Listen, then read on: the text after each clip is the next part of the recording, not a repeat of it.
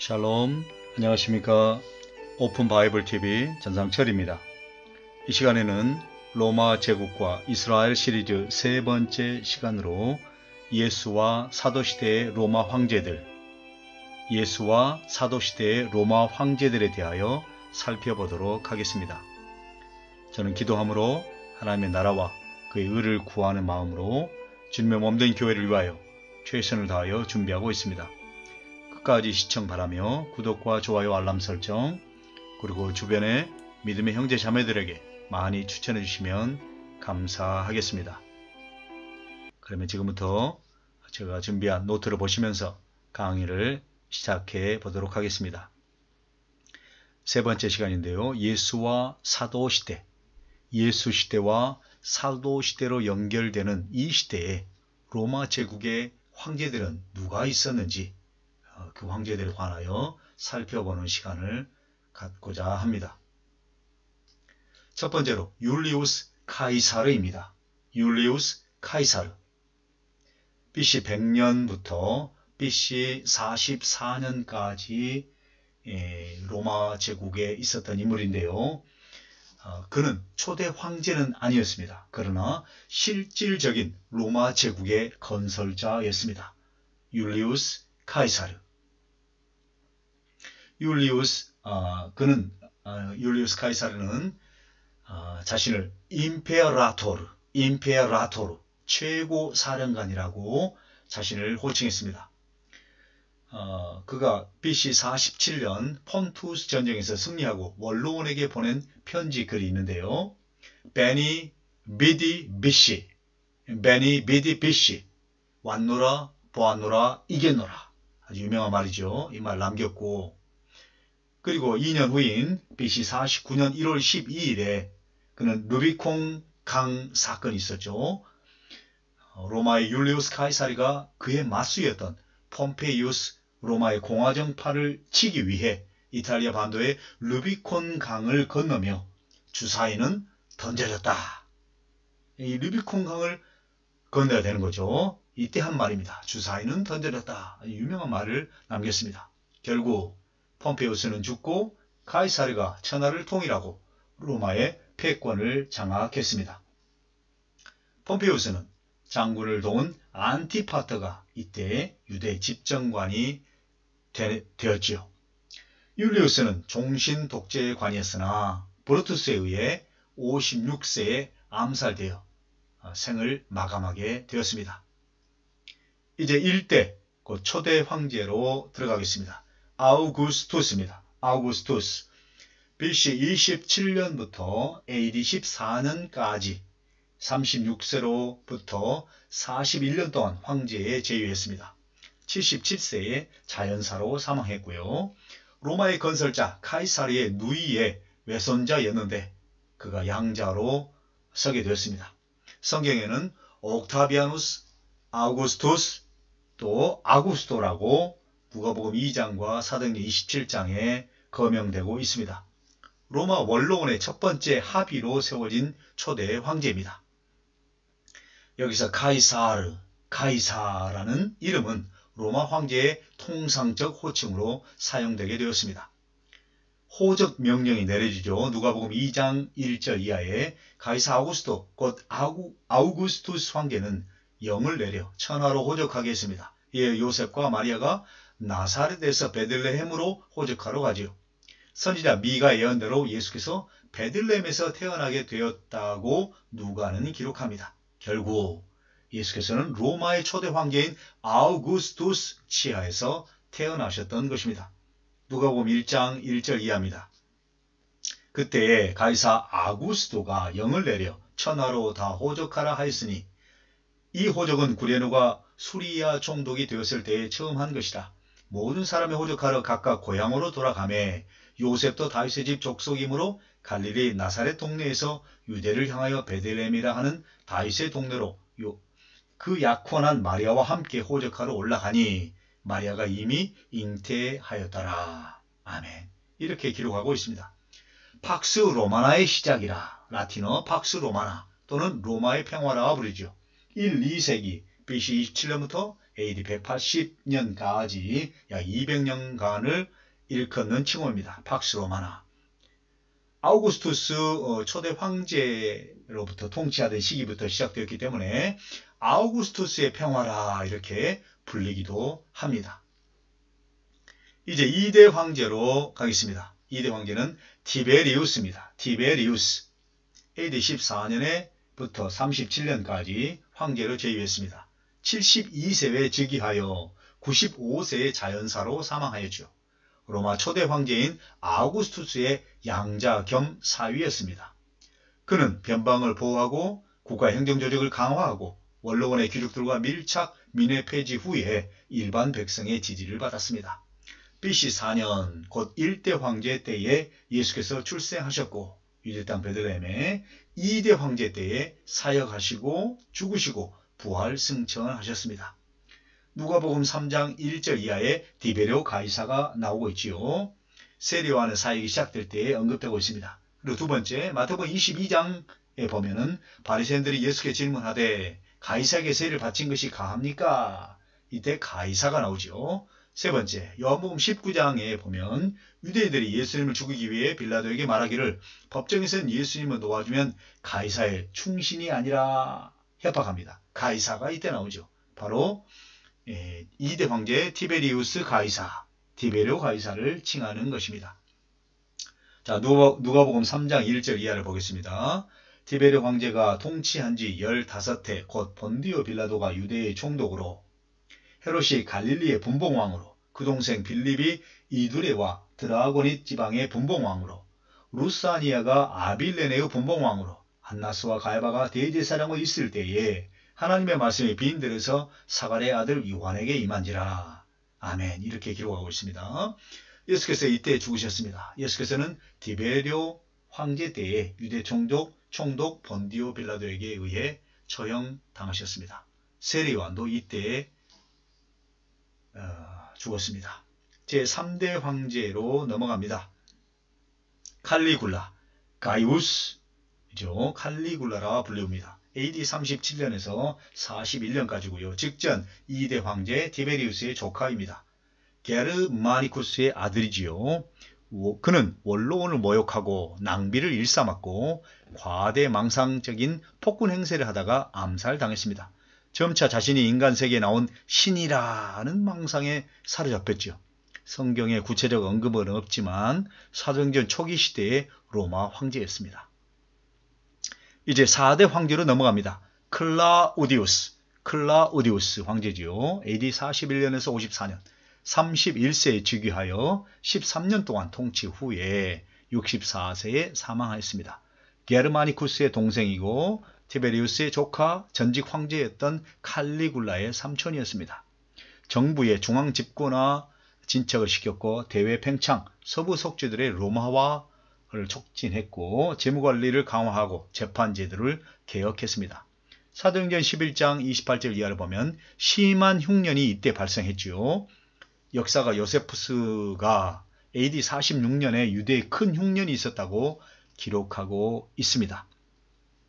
사도행전 11장 27절 이하를 보면 이렇게 기록합니다. 그때에 선지자들이 예루살렘에서 안디옥에 이르니 그 중에 아가보라 하는 한 사람이 일어나 성령으로 말하되 천하에 큰 흉년이 들리라 하더니 글라우디오 때에 그렇게 되니라. 여기 글라우디오가 나오죠. 바로 4대 황제 클라우디우스를 가리킵니다.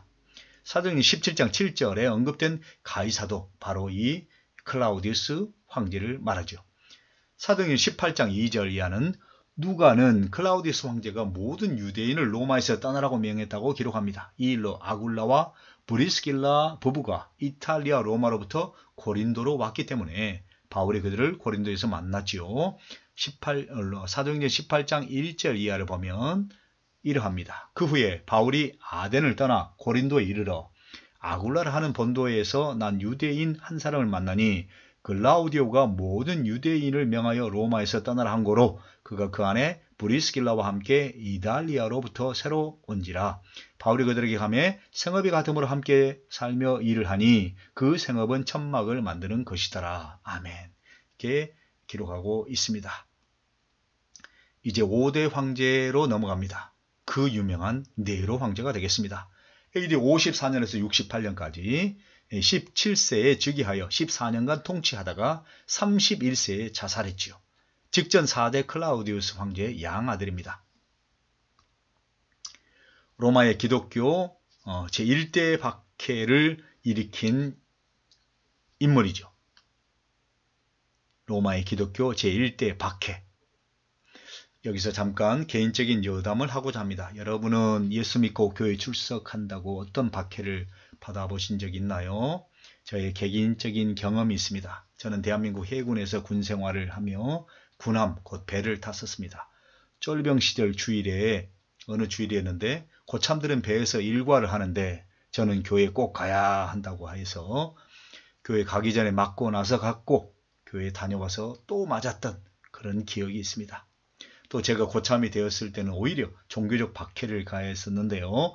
저 아래로 천주교 다니고 불교 신자로 절에 다니던 쫄병을 무조건 교회 간다고 하여 교회를 데리고 갔었던 그런 기억이 있습니다. 하하, 추억입니다.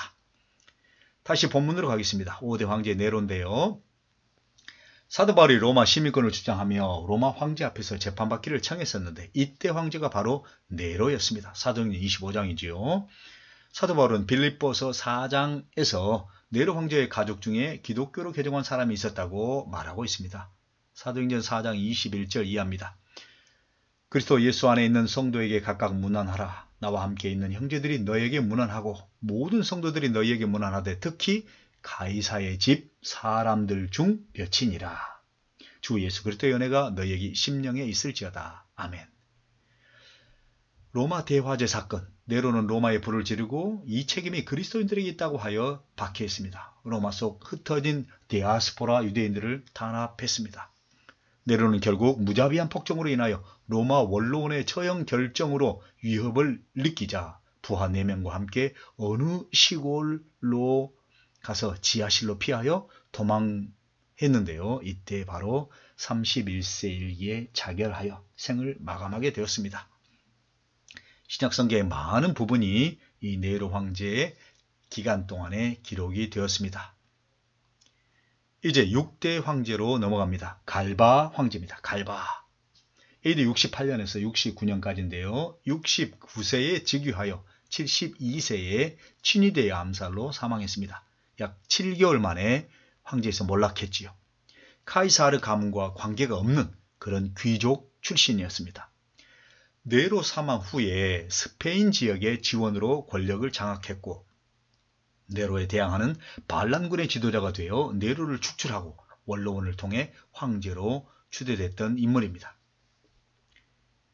이제 7대로 넘어갑니다. 7대 황제는 오토 황제가 됩니다. AD 69년 1월에 즉위하여 4월까지 약 3개월 만에 황제 제위에서 자살함으로써 생을 마쳤는데요. 그는 귀족 출신이 아님에도 정치적으로 두각을 나타내고 네로의 종말에 한몫을 했습니다. 오토 아버지는 2대 황제였던 티베리우스의 문화생이었고 오토는 자신의 부인인 포파이아를 네로에게 빼앗기고 제국의 서쪽 루시타니아 속주 총독으로 쫓겨나기도 했습니다. 오토는 전임 황제 갈바를 치고 황제에 올랐습니다. 그는 비텔리우스 진영에 의해 격파당하고 자결하여 생을 마감했습니다.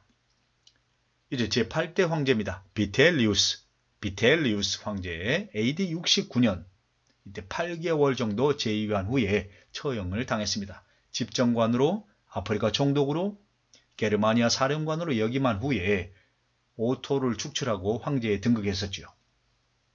비텔리우스도 결국 피살되어 생을 마감했습니다. 이제 9대 황제입니다. 베스파시아누스 황제인데요. 영어로 베스파시안 황제라 부르죠. AD 69년부터 79년까지 60세에 즉위하여 약 10년 동안 통치한 후에 70세에 자연사로 사망했습니다.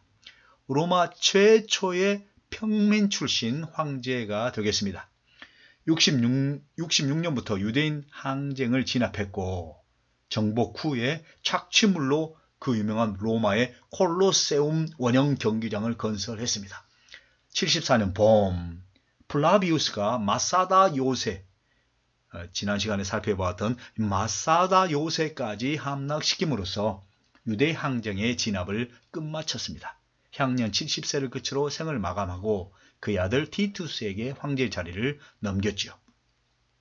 티투스가 2년 동안 맹공을 해서 서기 70년에 에루살렘을 함락시켰습니다.